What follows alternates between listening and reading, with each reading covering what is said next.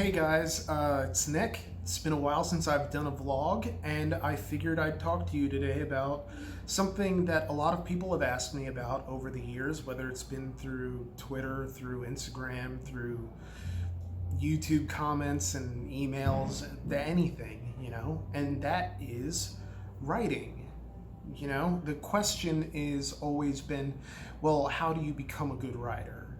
And I think I'd like to borrow a phrase from the writer Jeff Goins, which is that, well, paraphrase, that good writing isn't really so much the goal as being an effective writer. And, effective writing is good writing. It's not big words, it's not fancy turns of phrase. It's about communicating an idea or an intent very clearly.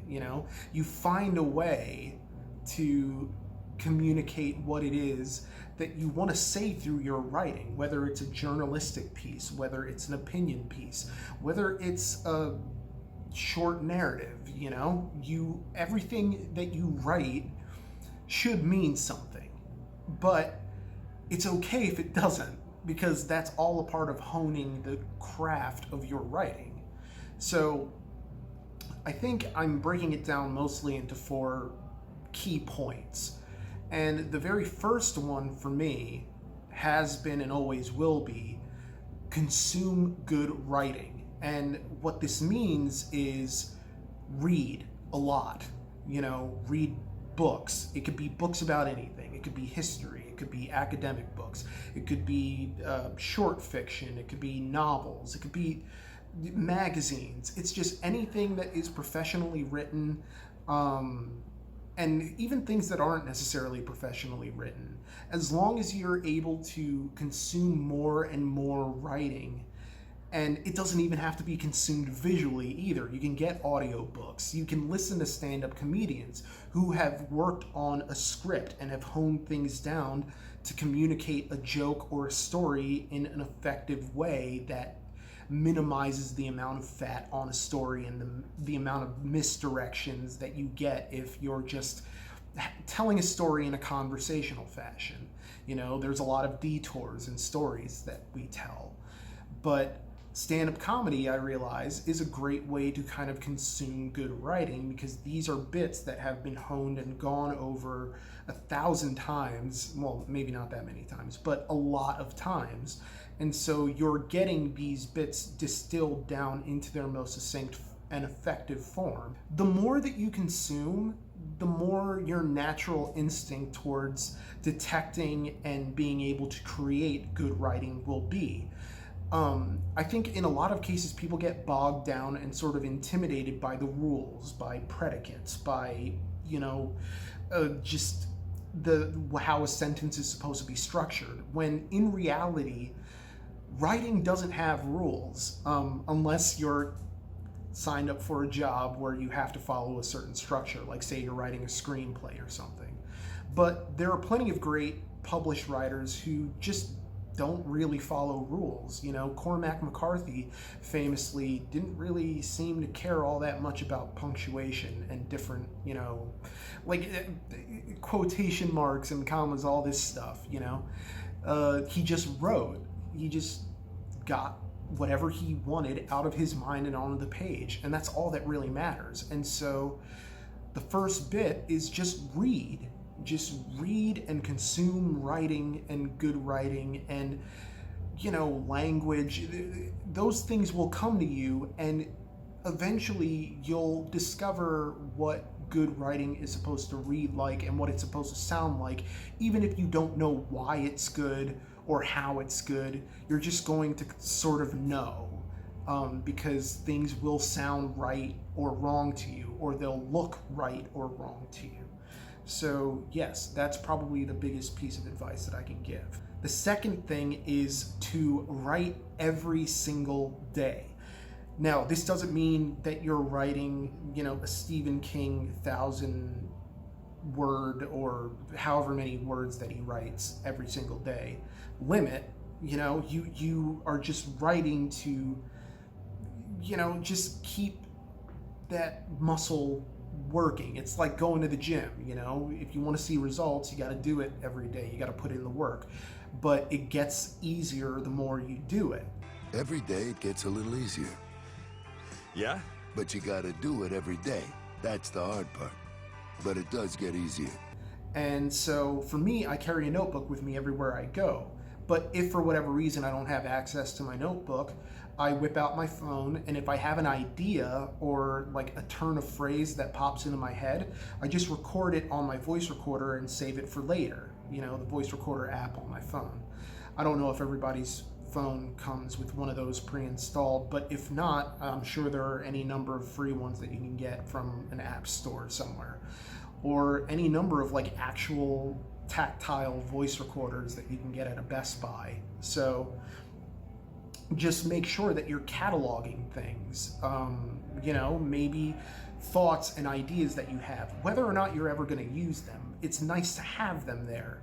And so, I mean, for me, a lot of my writing, you know, are just thoughts about cars, thoughts about things that are going on in my life.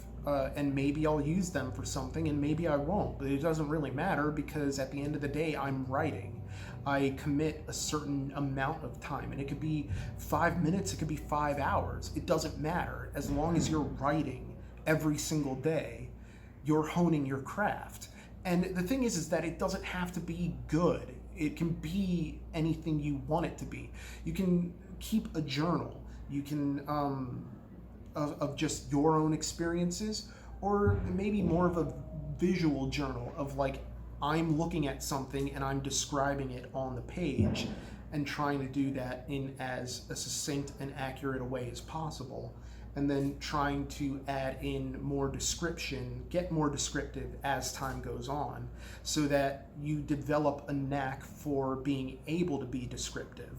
You know, what at first it's like, okay, I see a flower, and then, well, what kind of flower? What is the color? Is there some sort of, I don't know, is there a bee on it or something? You know, it's just, it doesn't have to be nature. It could be city. It could be in the room that you're currently sitting in. You know, I see a bunch of empty portrait frames, and the portrait frames, they have, you know, almost these incomplete, smoothed out edges, which is kind of unique. And so those are types of things that maybe I would write down and file away for later. But again, you just have to write every single day, and that's all that matters. And when you're writing, don't worry about like having it be presentable, because this is for you. This is just for you, which leads me kind of into my next point, which is that when you are writing, just treat that first draft or first several drafts as drafts that are just for you, because realistically, that's how you hone your ability, how you make things more tight and focused, is if your first goal is to get it out of your mind or off your chest and onto the page. Write whatever you want, however you're going to write it in that first draft. Don't worry about how it's going to look.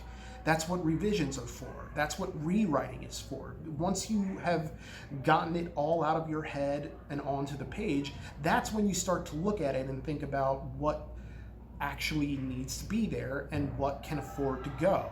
Because a lot of the times we have a connection to certain phrases that we use or certain ideas that we want to espouse that don't really need to be there. And that's why you have to be brave enough to say that while I like this passage that I wrote, it's not necessary to the story that I'm actually trying to tell or the point that I'm actually trying to make. You know, I think it was Stephen King who said that it called Killing Your Darlings, which, you know, even if you love a phrase or something that you wrote, if it isn't contributing to the point you're trying to make, it has to go, because that's all about what being more succinct is about as a writer. So, and you will get better at this as you do it, you know, as long as you just let yourself stumble over yourself and fail and, you know, not worry about being perfect the first time out. then you'll start to see more and more with each subsequent draft or revision that the story or the piece that you're writing is getting tighter and tighter, and you're chopping off a lot of the fat, and you end up with something that is more concise and that has a point to it that gets to that point sooner rather than later, which is rich coming from me because it takes me a long time to get to any point that I want to make. But yeah, there you go. But the third big point for me is have people in your life with whom you can share your writing, but preferably people who won't be afraid to tell you the truth about the writing, because I think it doesn't really help to live in an echo chamber.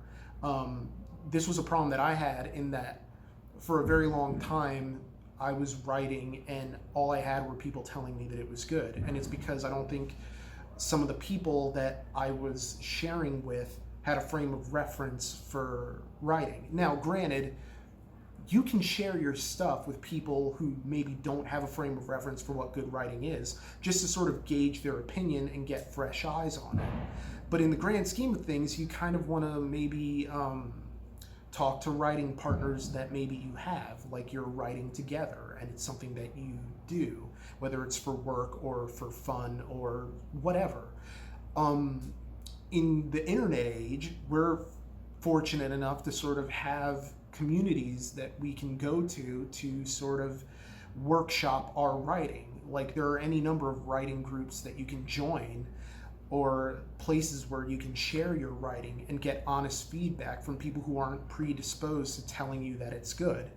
And these are maybe people who have more experience in writing than you do, or people who have more experience than anyone that you might go to in your personal life.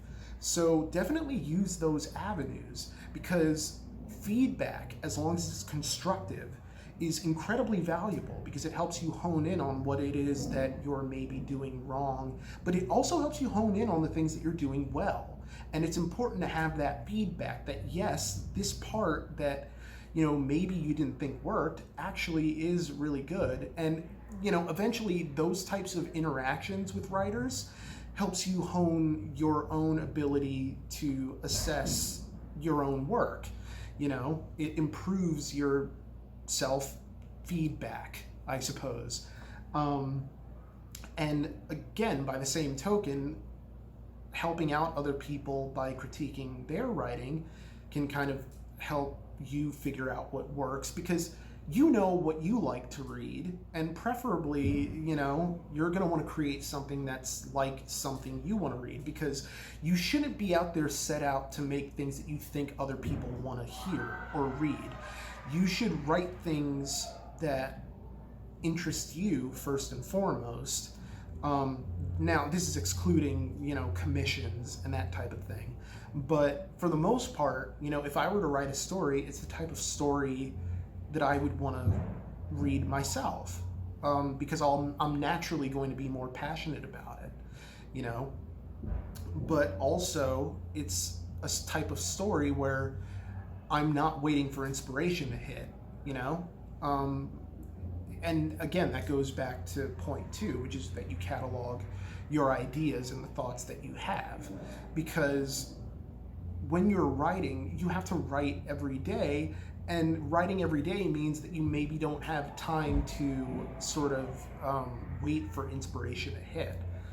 And so that's what you got to do. You just gotta keep doing your thing.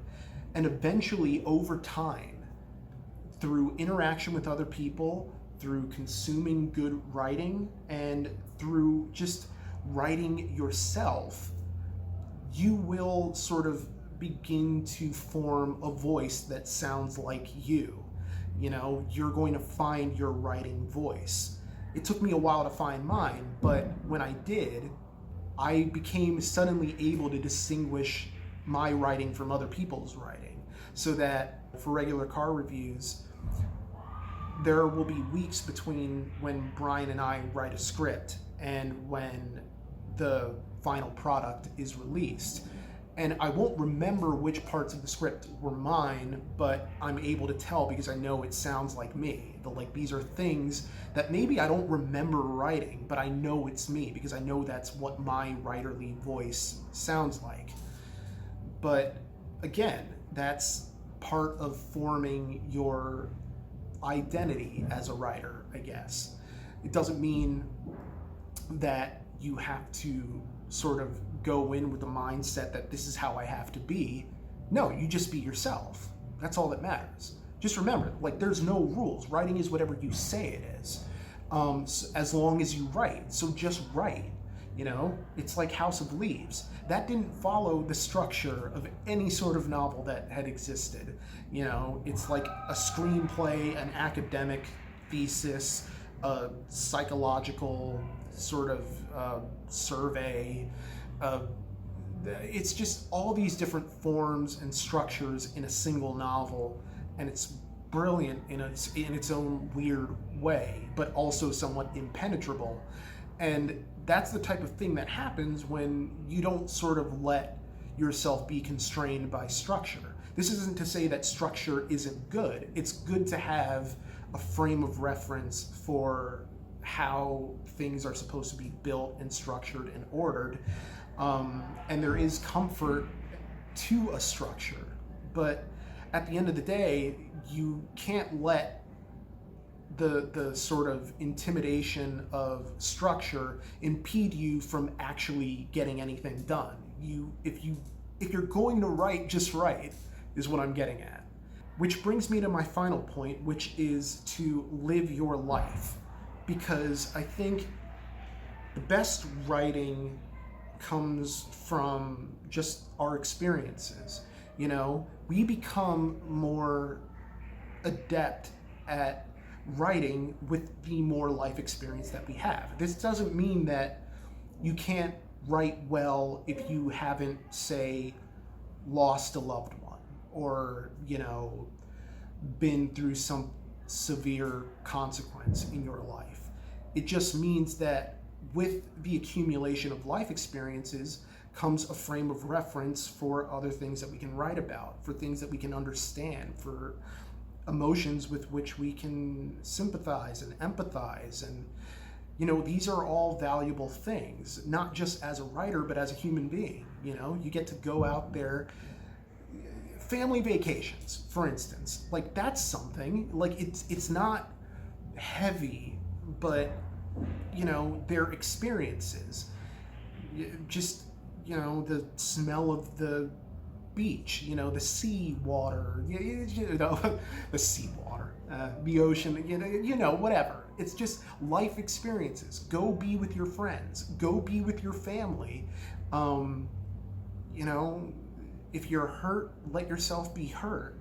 I've had heartbreak before, and sometimes it helps to stew in it to let the moment pass. But for other people, that's terrible advice. So please don't take it.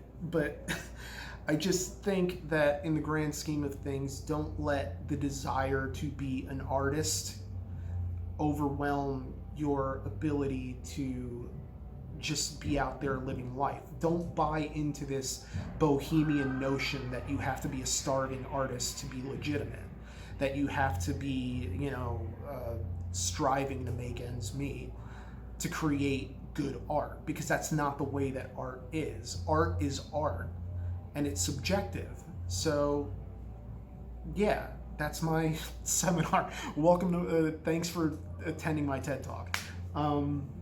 At the end of the day, just get out there and write. I promise you, if you do it long enough, you're gonna get better at it, and things will pop into your head that you didn't know would pop into your head.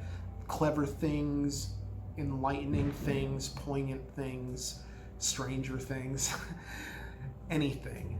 And so that's my best advice that I can give you, and I hope that it helps somebody, anybody watching. Take care, everyone.